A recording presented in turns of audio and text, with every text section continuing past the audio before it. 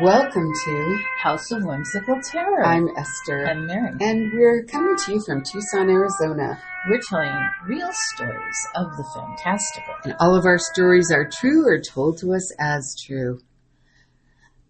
Occasionally, we alter names to protect privacy. And we do the same for some of the places.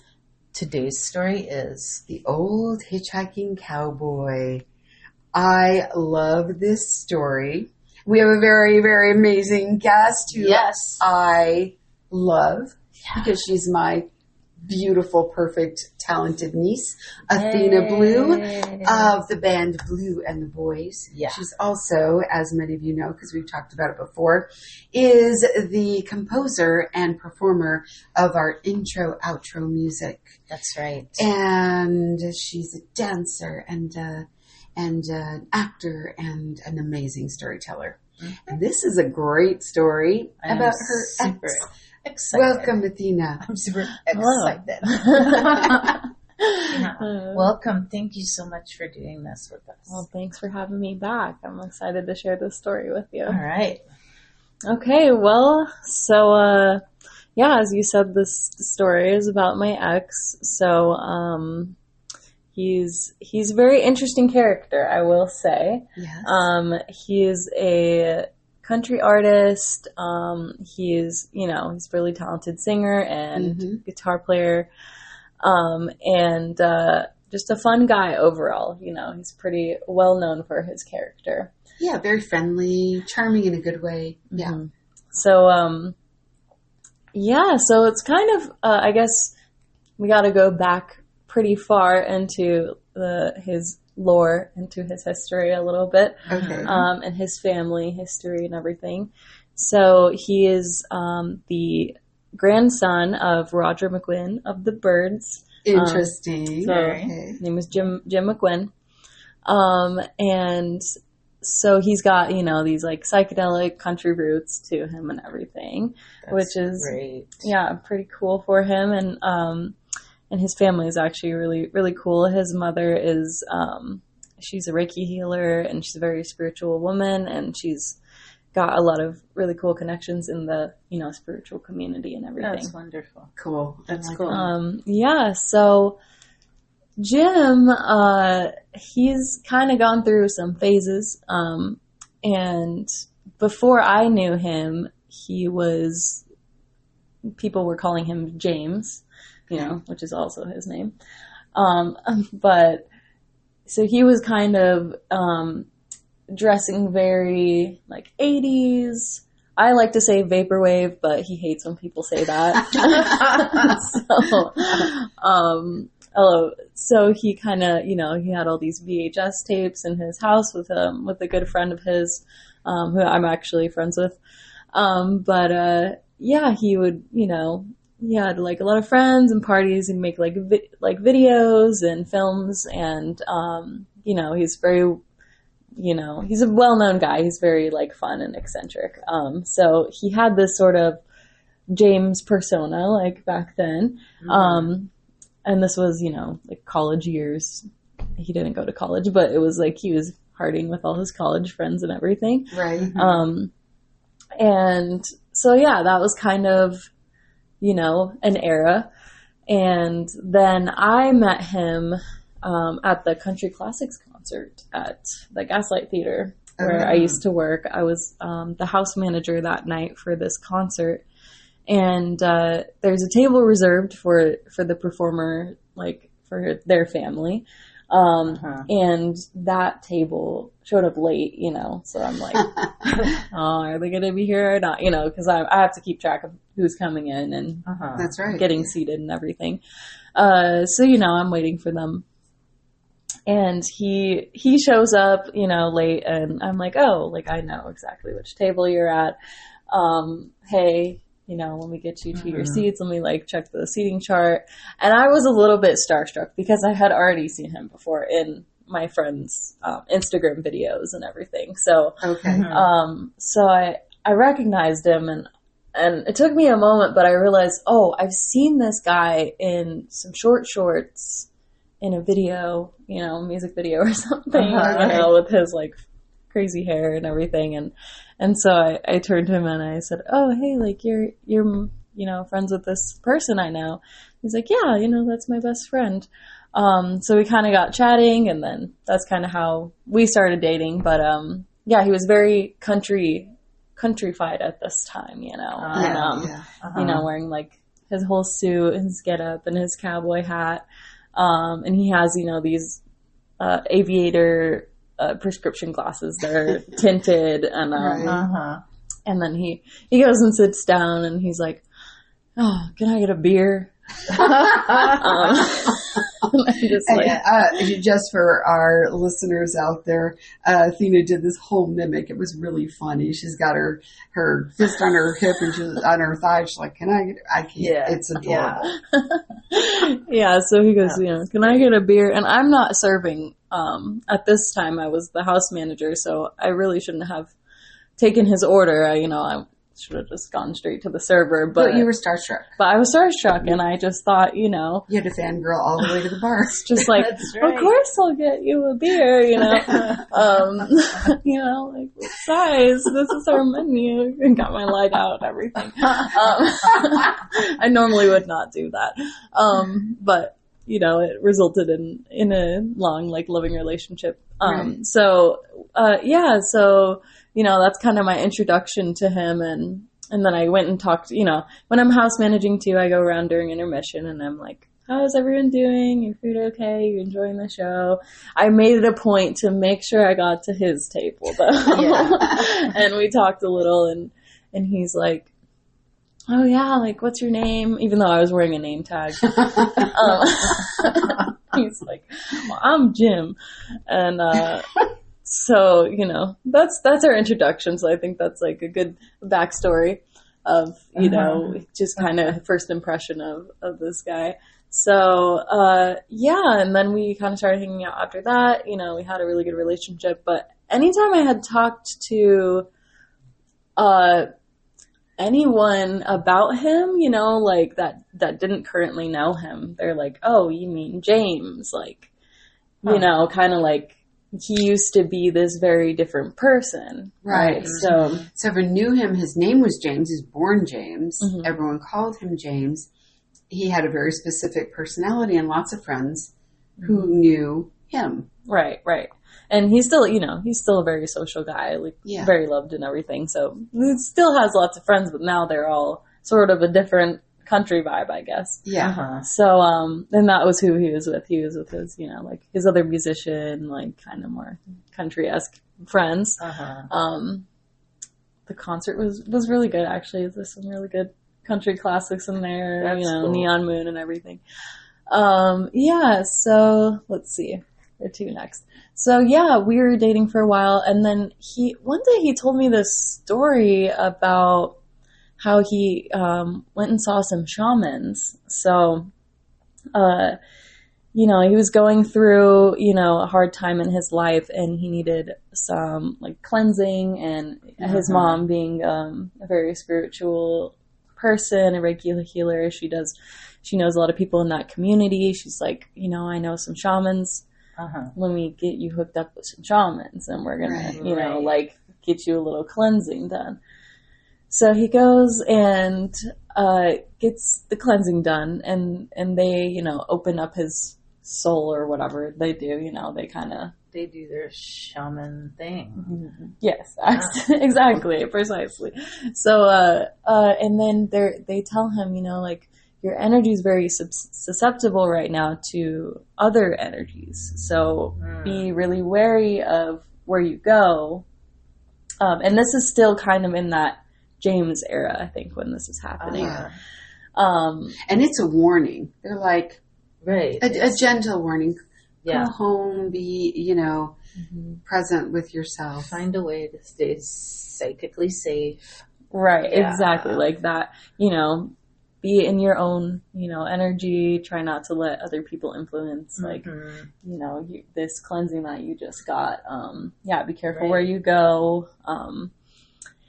But he decides to go to this bar in town called the Bay Horse. It's a cool bar, but it's kind of divey. Pretty divey and fabulous. Yeah, and everybody knew him at that bar as like, he had a brick phone at the time, and a lot of people have talked to me about this brick phone, including Jim. But it's like, a very staple item that he had. It's just kind of like very old school. Yeah, old school. And like he loves that old school stuff. So that's kind of, I guess another point I didn't mention is just like more of his country roots. Like some of his family's from Tennessee. He was in the Tucson Boiz chorus, which is, they do a lot of like cowboy songs and things like that. So he has like that sort of like in his roots. So he goes to the Bay Horse, he meets up with some friends, and this is after his shamanistic cleanse. Right after, right? Right, yeah. It's like, I'm going to go have a beer at the bar, right? Well, he wasn't, Anyway, so he goes, has a beer, meets up with friends. They're like, oh my gosh, like you're like glowing, like you have this like aura about you right now. It like was obvious. Yeah, it was like so clear that he just, got this really, specific deep energy cleansing experience. Right, exactly. So people noticed.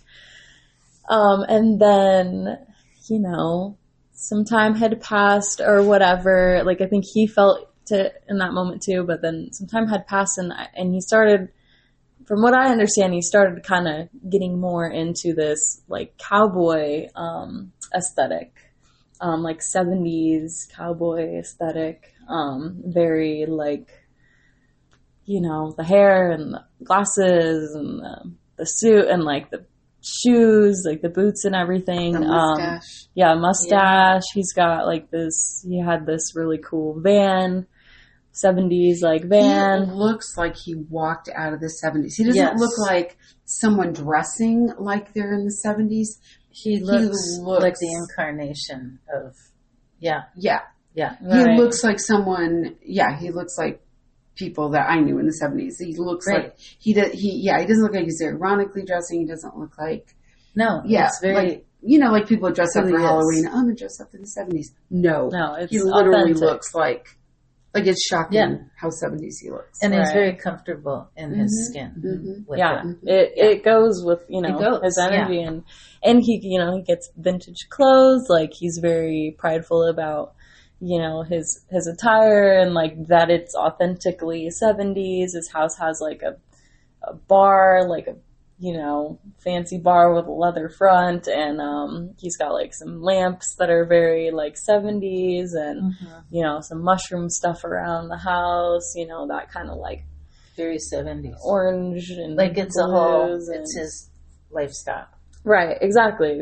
Like you would have been attracted to if you were in the 70s and it was stylish at that time, and that's what you would want. Yeah, exactly. It's very like, not typical, but very attractive, stylish, fashion statement back then. So he really embraced that. And he looks cool, he's got a great style. That's something that really drew me to him too. It was like, oh, I love this guy's style. Like he looks awesome.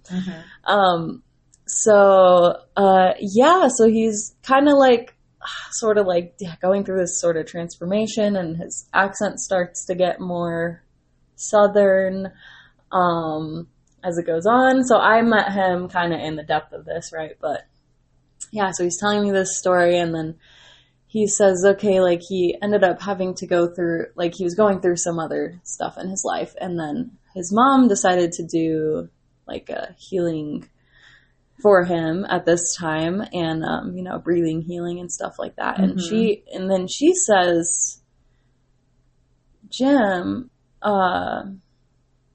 it's really strange. Like I'm sensing that you have this spirit inside of you, and I think you picked it up on that one night. And it's this old cowboy, cowboy, and he's really wise. He's very, fun, but he's not a great influence. And Jim, like, he drinks a lot. So that's kind of part of that influence. And, you know, being picked up at a bar, it's like pretty apparent that alcoholism was involved there. So yeah, I'm pretty sure that that's where Jim was, you know, birthed in a way. Not birthed, but, you know. But yeah, but rebirthed. Yeah. Yeah. But some old cowboy would prefer Jim to James. Right. And, yeah, and that particular bar is an old bar, right? Cowboy. Yeah, I think it's an old bar, and it is. Yeah, it is one of the older bars. It's one of the older town. bars. Yeah. And it's like, you know, the Bay Horse, so it's very, you know, West country cowboy, themed, cowboy themed, and so some old guy, some old cowboy spirit just took advantage of his sensitivity that day after his shamanic cleansing. So he's got an old cowboy hitchhiking, an old, probably hard drinking cowboy. Yep. Hitchhiking on that day. Yep. And and he, I mean, he's been, you know, drinking since too young of an age, and has gone through like all these different, you know, like country experiences and everything like that, but it sort of like shifted pretty quickly, I think, around this time. So, wait, so think about this. If you were an old cowboy spirit hanging out, that's who you're going to look for. That's who you're going to jump on and, you know. Yeah. As a vibrant young man. Yeah, and start so that I can merge. Yeah, merge. Yeah. Like integrate. Yeah. Right. Yeah. That makes sense. Wow, that's remarkable. And now he's living back in Tennessee, and like he's from there, he's born there, but he lived in Tucson for most of his life. But now he's back there playing music and he's happy, living it up. He's got some really cool songs out. "Mop Me Up" is a good one. All right, shout it out. That was fun. Yeah. And if he has videos, we can put them on our for sure. Facebook. Yeah. He has a video about being an alcoholic, so that one's pretty good. Right. With this weird puppet that I hate. All right. Scary puppets. Yeah. We like the scary puppets. So, and he gave you permission to tell us this story, which is super cool of him. Thank you, Jim. And he and his Hitchhiking Cowboy gave you permission. Yeah. I'm totally amazed. And I think it's great that he is, you know, able to express himself and his spirit. Right. No, I agree with that. And I think he doesn't take this whole situation as like, not seriously, but I really think that this is what happened. Going on. And I don't know if it phases him in the same way. He just kind of told me the story like passively one day, but right. I don't know. There's something about it. We never know. Yeah. We'll never know. Right. So, or maybe we will one day. Maybe. Oh, maybe one day the cowboy will leave and we'll go back to James. Well, I think it's super cool that he was willing to let us share some of his experiences through you, and and I appreciate you taking the time to share that with our listeners. Yeah, thanks for letting me share. Cool. And I hope that we get some videos of him. Jim McGuinn, thank you so much, Jim. Maybe Blue and the Boiz. Oh, that's too. Yeah, we've got all these musicians that we're telling stories about. That's right. So, well, I have some fun, scary songs that I can probably share too. Yes, we would be happy. Some covers to post and those. some stories that I've written too. So, oh yeah, you were a great storyteller. Yeah, Athena told us or read us a really wonderful story in the event. So if you go back to House of Whimsical Terror, the event, that episode, you can hear her story in her beautiful voice. And we did perform that song with with the band. So they were underscoring like underneath me with some creepy sound effects stuff like that at our Halloween show last year. So awesome. So you have video that we can. I don't have a video of that, but we can make one. Yes. All right. Let's do it. Do it. I'll talk to the boys. I'm sure they'd be happy to All right. do that. Yeah, that'd be great. Right. So we can put it on our Facebook. Absolutely. Well, I want to thank you again and thank everyone for joining us. I hope you guys will look forward to seeing some items on our Facebook. And also, please come back and listen to more stories and share them. And for now, so long, good friends. Until next time, when we meet back at the house.